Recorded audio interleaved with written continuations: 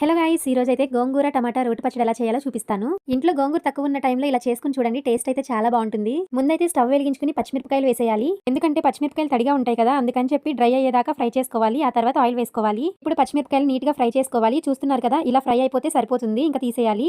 ఇందులోనే నీట్ గా కడిగి పెట్టుకున్న గోంగూర వేసేసుకోవాలి. ఒక్కసారి గోంగూర మొత్తం కలిపేసుకోవాలి.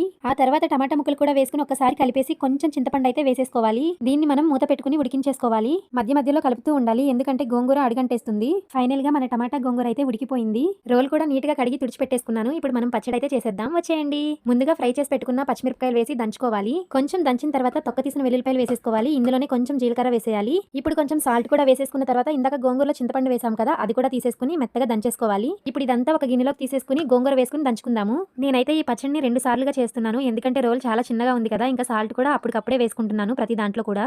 ఇలా దంచింది మొత్తం గిన్నెలోకి తీసేద్దాము. మనం రోటి పచ్చళ్ళు చేసుకునేటప్పుడు పెద్దలపై వేసుకుని దంచుకుంటే టేస్ట్ అయితే చాలా బాగుంటుంది. మరీ మెత్తగా దంచుకోవాల్సిన అవసరం లేదు. మనకు అన్నం తినేటప్పుడు ఉల్లిపాయ ముక్కలు తగులుతుంటేనే టేస్ట్ బాగుంటుంది. ఇంకా మనకు శీతలి రోల్ కూడా కడగనివ్వకుండా తినేస్తుంది. ఇంకా మన ఇంట్లో ఇలాంటి రోటి పచ్చడి ఉంటే తినకుండా అస్సలు ఉండలేం కదా. అందుకే వేడివేడిగా అన్నం అయితే వండేసుకున్నాను. టేస్ట్ ఎలా ఉందో చెప్తాను. సో ఫైనల్ గా టేస్ట్ అయితే చాలా బాగుంది. ఇలా వేడివేడి అన్నంలో నెయ్యి వేసుకుని ఇలా పచ్చడి వేసుకుని తింటే ఇంకా బాగుంటుంది. ఒకసారి మీరు కూడా ట్రై చేయండి. Bye bye.